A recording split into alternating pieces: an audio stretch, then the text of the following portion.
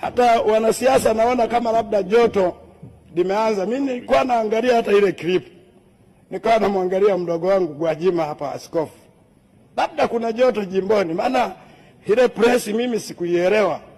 Na niwaombe wanasiasa, tunaporudi kwenda kuchaguliwa, tukisimama majukwani, tuahidi vitu tunavyoviweza.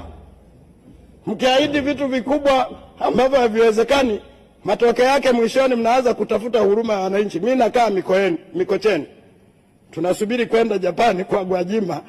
Alituahidi kwenda Japani, tunamsubiri atupeleke Japani. Alisema anatupeleka Japani na Ujerumani tukabadilishana uzoefu.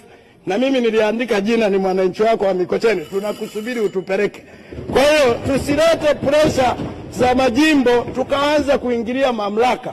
Rais ana nafasi ya kumtengua yoyote na kumweka mtu yoyote. Tusitumie uporo wa Mama Samia kuanza kuingilia mpaka state kwenda kupanga na kupangua. Hapana.